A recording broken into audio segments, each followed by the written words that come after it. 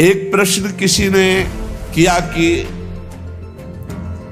आप जो प्रायः ये कहते हैं कि श्री जी सर्वोपरि और उन्हीं के अंश से दुर्गादि शक्तियां हैं, तो मुझे चुभता है कि जैसे आपकी इष्ट राधा महारानी है, ऐसे हमारी इष्ट माता जी हैं, तो आप कहते हो करोड़वें अंश में दुर्गा जी हैं श्री राधा रानी के, तो हमको भी तो चुभता है कि आप कहते हो, हम नहीं कह रहे। तस्मा शास्त्रम प्रमाणम ते कार्याकार्यो व्यवस्थित हो।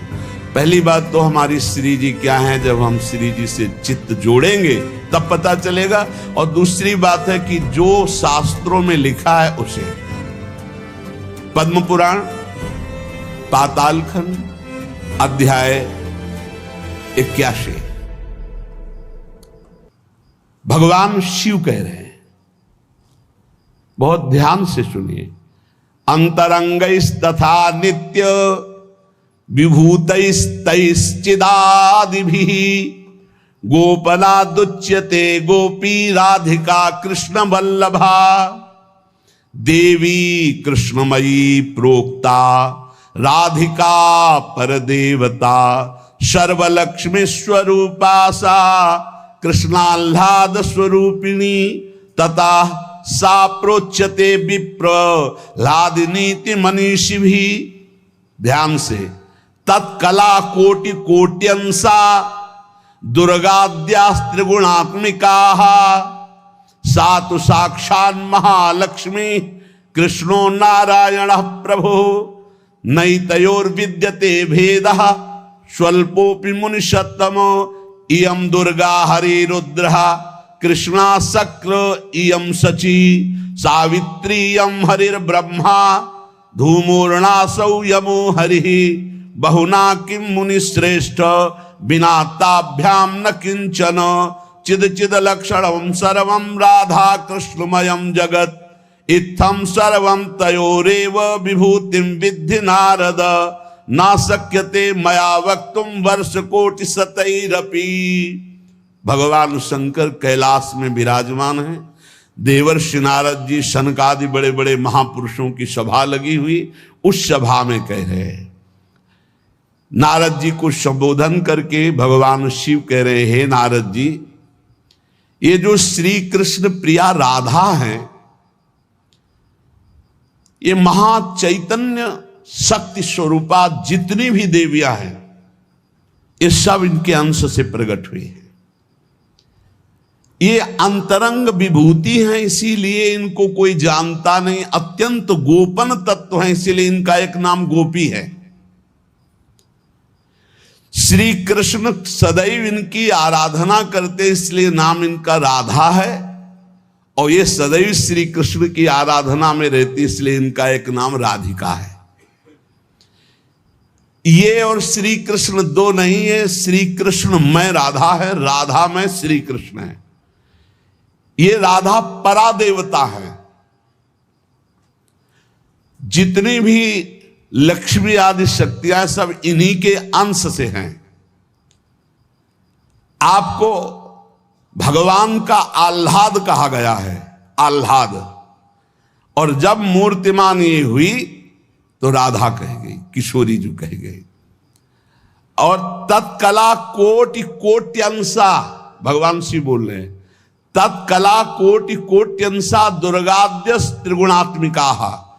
दुर्गा आदि जितनी त्रिगुणात्मिका दैवी शक्तियां हैं, ये इनके कला से करोड़वें अंश में प्रकट है। ये ही प्रकट है, पर करोड़वें अंश में प्रकट है।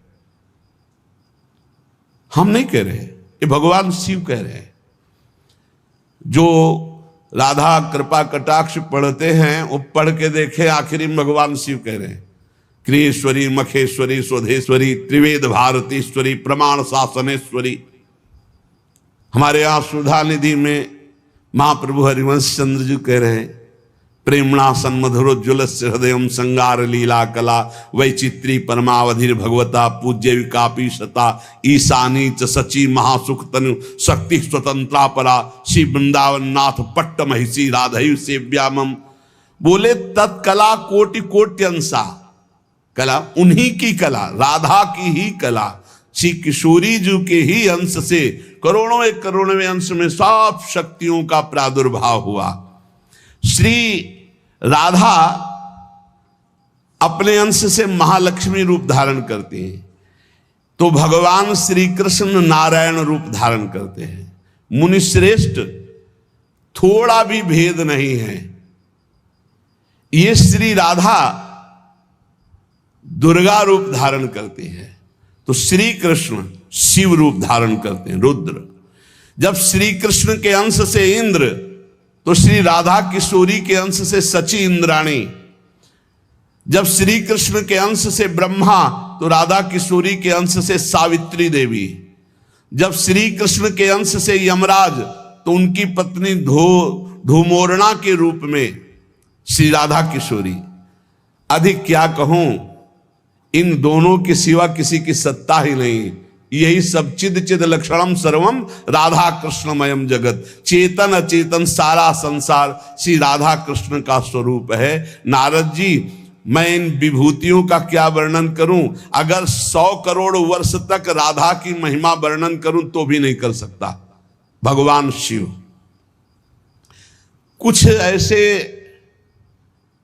भावुक जन हैं कि वो कहते हैं कि आप भगवान शंकर को श्री कृष्ण से छोटा कहते हैं, वो हमारे आराध्य देव, हमको चुभता है। देखो, जब तत्व की चर्चा होगी तो एक है, और जब लीला की चर्चा होगी तो वही एक विविध लीलाएं करता है, वही एक विविध लीलाएं करता है। रास में भगवान शंकर आए, अगर थोड़ा भी शास्त्र को पढ़े हो तो पढ़ के देख लेना।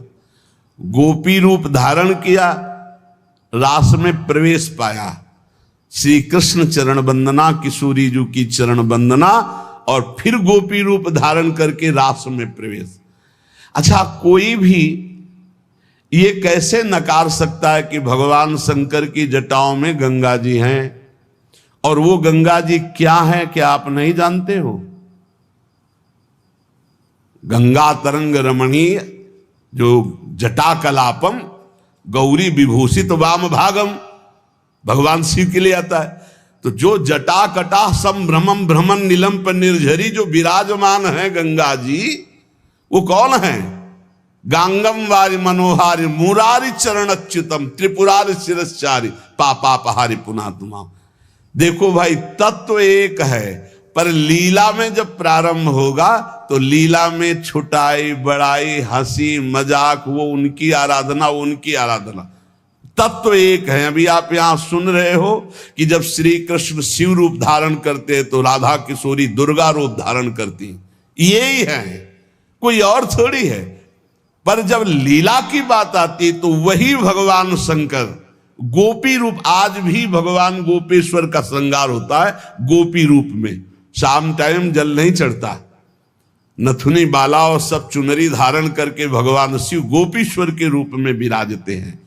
भगवान शंकर गंगा जी को नेत्रों से भी रोक सकते थे, लेकिन जटाओं में धारण किया कि श्री कृष्ण का चरणामृत है, वामन भगवान का चरणामृत है, वामन के रूप में श्री कृष्ण ही है। प्राणाधिक प्रियतमा सर्वाभ्या सुंदरी परा सर्वयुक्ता च सौभाग्य भाग्नि गौरवान्विता। हमारी जो श्री किशोरी जो हैं, एक यहां बात ध्यान रखनी है कि एक प्रश्न और आता है सभा में, जब चर्चा होती है तो उसको सुनकर के लोगों के अंदर प्रश्न आता है कि शिव पुराण में लिखा है कि भगवान शंकर सर्वश्रेष्ठ है, देवी पुराण में लिखा है कि इन्हीं से सबकी उत्पत्ति है। आप गणेश महिमा को देखो तो यम ब्रह्म स्वम ब्रह्म, सब कुछ जिस पुराण को देखो उसी से सृष्टि हुई है। इसका मतलब क्या है? गलत है क्या? जब तुम शिव पुराण पढ़ोगे तो शिव तत्व से ही सबकी उत्पत्ति है, सब कुछ शिव तत्व है। पढ़े हैं, जैसे आप कहा भगवान शंकर ने चिद चिद लक्षणम सर्वम राधा कृष्णमयम जगत, ऐसे कहा गया है हे भगवती हे भगवान, आपसे ही सृष्टि प्रकट है, शिव पुराण में, क्योंकि जितनी माताएं वो सब भगवती हैं और जितने पुरुष हैं वो सब हे भगवान शिव आपका ही स्वरूप है। चराचर जगत शिव और पार्वतीमय है। भगवान का ऐसा लिंग प्रकट हुआ शिव जी का कि 100 कल्प तक ब्रह्मा जी उतरते चढ़ते रहे, पार न पाया। फिर भगवान विष्णु उसमें पढ़ना शिव पुराण में, हम तो पढ़ करके बात कर रहे, आर पार नहीं पाया। भगवान शिव से ही नारायण का प्रादुर्भाव होता है, भगवान का प्रादुर्भाव होता है, भगवान शिव से ही ब्रह्मा का प्रादुर्भाव होता है। जब देवी भागवत पढ़ो तो सब कुछ देवी जी से प्रकट हुआ। तो क्या झूठा है क्या? पुराण कोई झूठे हैं क्या? तो अगर उनसे प्रकट हुआ तो इनसे कैसे? भागवत पढ़ करके देखो तो श्री हरि से, नाभि कमल से ब्रह्मा, ब्रह्मा की भ्रकुट से शंकर, रुद्र का अवतार। उधर पढ़ करके देखो तो उन भगवान शिव से ब्रह्मा और श्री हरि प्रकट होते हैं। देवी भागवत पढ़ करके देखो तो देवी शक्ति। ये है क्या? तत्व। तत्व एक है, वही परमात्मा है। वही जब शिव पुराण पढ़ोगे तो सब कुछ शिव की, जब भागवत पुराण पढ़ोगे तो सब कुछ श्री हरि का, और जब देवी भागवत पढ़ोगे तो सब कुछ वही। देवी प्रपन्नार्थ हरे प्रसीद प्रसीद मातर जगतो खिलस्य प्रसीद विश्वेश्वरी पाहे विश्वम त्वमीश्वरी देवी चराचरस्य। हे देवी तुम ही चराचर में व्याप्त हो, तुम ईश्वरी हो, तुम सर्वशक्तिमान हो, तुमसे बढ़कर कोई नहीं। क्या समझते हो?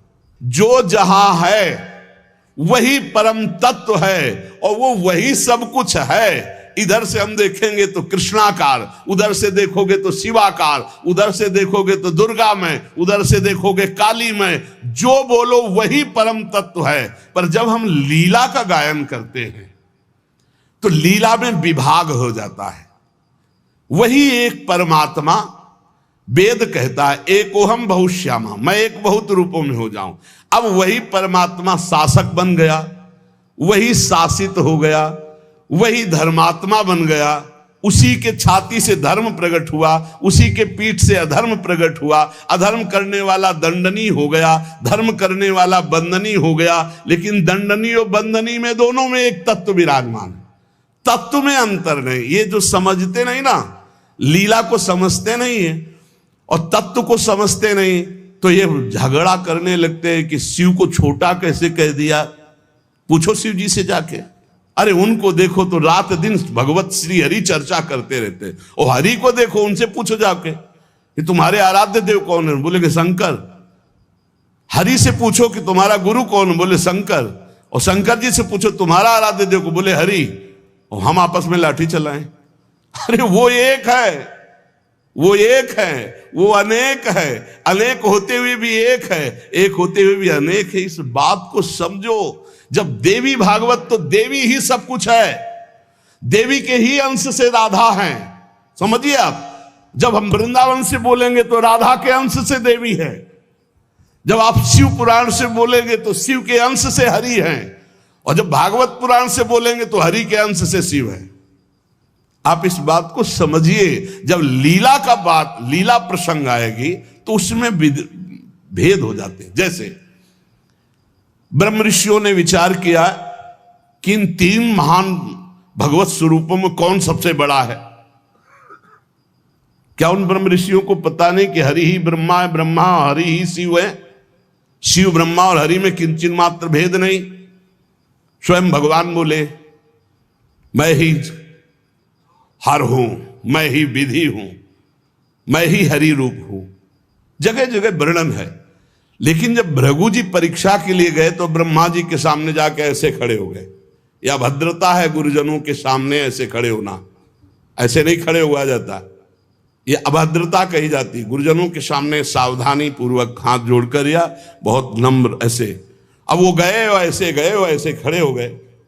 ब्रह्मा जी ने कहा तो सभा की मर्यादा के विरुद्ध है, पर भृगु जी उनके पुत्र हैं, थोड़ा गुस्सा आया पर शांत रहे। शंकर जी के पास गए, बोले आओ भाई, बहुत दिनों बाद आगमन हुआ भृगु जी से। बोले हम तुम्हारे गले नहीं लगते हैं, परम पवित्र रहते हैं। उठाया त्रिशूल उन्होंने, हमको।